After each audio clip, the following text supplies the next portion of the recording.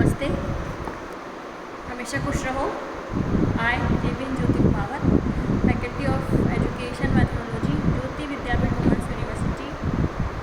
Today I am going to present students the topic instructional technology characteristics from the course teaching approaches for the programme BA B.Ed 5th semester. So students, in last class we talk about the meaning of instructional technology and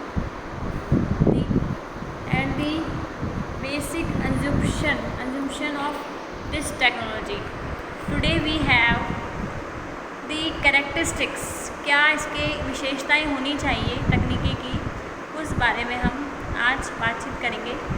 तो देखिए, अनुदेशात्मक तकनीक की जो प्रमुख विशेषताएं हैं वो काफ़ी सारी हैं। वन बाय वन हम सभी को एक एक करके डिस्कस करते हैं।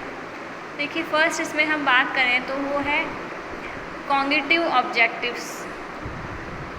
कॉग्निटिव ऑब्जेक्ट मतलब जानकारी या अनुभव संबंधी कुछ लक्ष्य।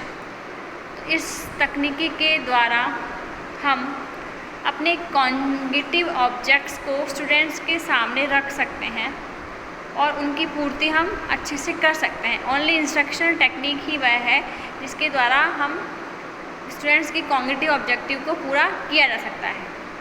सेकंड, हम विशेषता की बात करें तो वो आता है इंस्ट्रक्शनल थ्योरी, निर्देशात्मक सिद्धांत।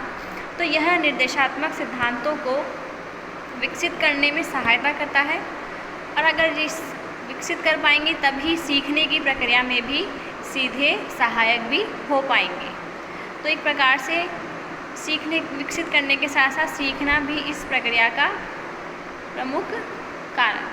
प्रमुख उद्देश्य है, इंस्ट्रक्ट करना मतलब। नेक्स्ट हम बात करें थर्ड विशेषता, तो वो है अधिगम थ्योरीज, लर्निंग थ्योरीज जो है इस अनुदेशात्मक इंस्ट्रक्शनल टेक्निक में लर्निंग प्रिंसिपल्स है उनका बहुत ही अच्छे से ध्यान रखा जाता है।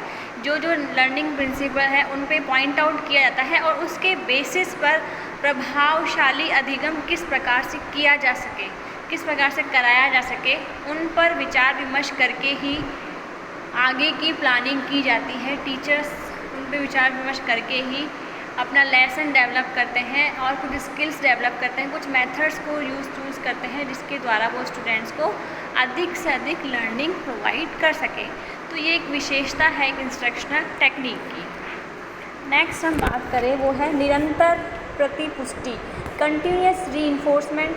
ये तो मैंने आपको बेसिक कंजप्शन में भी बात की थी इसकी कि अनुदेशात्मक तकनीक एक ऐसी तकनीक है जो कि अधिगम कराने में, लर्निंग प्रोसेस में निरंतर हमेशा रीइंफोर्समेंट देती रहती है अपना, उसका सुनिश्चित है कि रीइंफोर्समेंट होगा ही होगा, बिना उसके इस तकनीक का कोई मतलब नहीं रह जाता है। तो यह एक तकनीकी विशेषता है, इससे होगा हमेशा पुनर्बलन स्टूडेंट्स का और वो लालायित रहेंगे आगे से आगे कुछ ना कुछ बिहेवियर चेंजेस लाने की, अधिगम करने की। नेक्स्ट विशेषता की बात करते हैं तो समुचित अधिगम स्थितियाँ मतलब सूटेबल लर्निंग कंडीशन, समुचित बाह्य अधिगम स्थितियाँ अनुदेशात्मक तकनीक द्वारा पैदा की जाती है।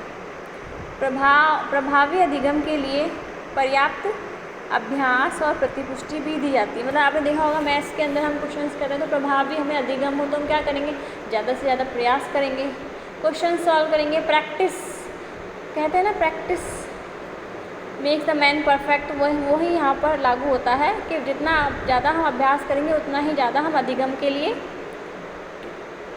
अधिगम हमें हो पाएगा अधिगम प्रक्रिया। नाउ नेक्स्ट की विशेषता आती है प्रभावी शिक्षण, इफ़ेक्टिव टीचिंग। तो यहाँ पर इसका मतलब है कि अनुदेशात्मक तकनीक एक ऐसी प्रणाली है जो कि शिक्षण को बहुत ही प्रभावी ढंग से प्रस्तुत करती है और इफ़ेक्टिव टीचिंग के रूप में अगर वो आएगी then you know that all students will attend, सारा स्टूडेंट अटेंटिव रूप से अटेंड करेंगे क्लास को और वो सारे ही स्टूडेंट जो भी हैं वो सीख पाएंगे उस मैटर को और जो कि कक्षा में उनको एक ख्याति दिलाएगा। मतलब जब हम इनका इवैल्यूएशन करेंगे स्टूडेंट्स का, तो वो सभी स्टूडेंट्स उस इफ़ेक्टिव वे ऑफ टीचिंग को अप्रिशिएट करेंगे और वो आंसर दे पाएंगे।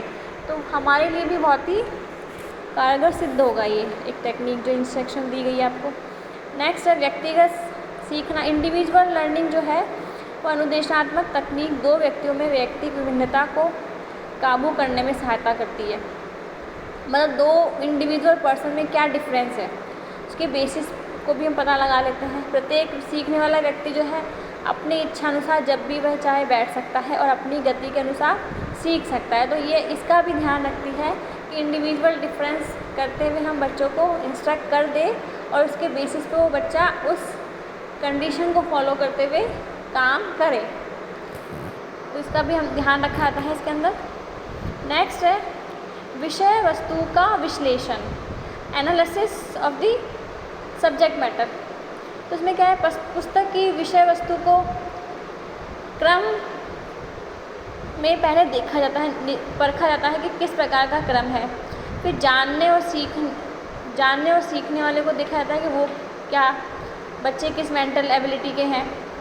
तो इस तकनीकी के द्वारा न केवल विषयों को विश्लेषित करने में सहायता मिलती है, बल्कि उन विषयों के बारे में हमें पूरा अंतर विश्लेषण भी दे देता है। मतलब अंदर से हम देखेंगे कंटेंट कैसा है, मेंटल एबिलिटी कैसी है, देन आफ्टर दैट हम डिसाइड करते हैं कि किस प्रकार के इंस्ट्रक्शंस सब्जेक्ट मैटर के अकॉर्डिंग और बच्चों की मेंटल एबिलिटी की बेसिस पे दिए जाने चाहिए स्टूडेंट्स को, तभी वो क्या होते हैं, सीख पाते हैं।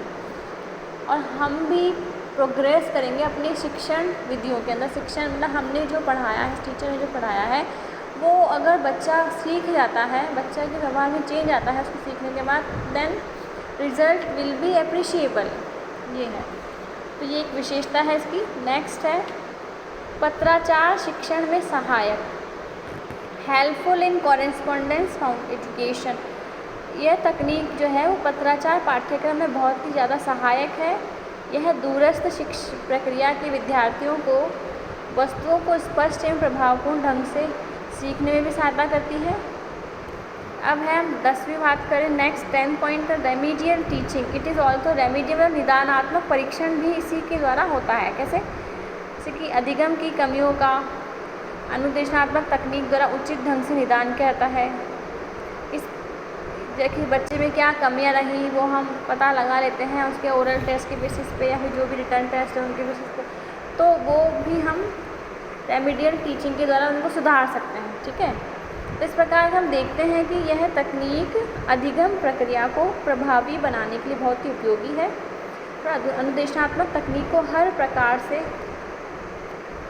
लक्ष्य के अनुरूप बनाने की आवश्यकता भी होती है। तो इस क्षेत्र में हम निरंतर अनुसंधान करके हम सब प्रकार से प्रभावी रूप से प्रकट करने में, मतलब स्टूडेंट्स को प्रभावी ढंग से प्रकट करने में भी ये तकनीक बहुत ही अच्छा काम करती है। तो स्टूडेंट्स यह थी विशेषताएं इसके बारे में। नेक्स्ट सेशन में हम बात करेंगे एजुकेशनल टेक्नोलॉजी और इंस्ट्रक्शनल टेक्नोलॉजी दोनों में क्या डिफरेंस है, वो हम बात करेंगे। Okay, thank you.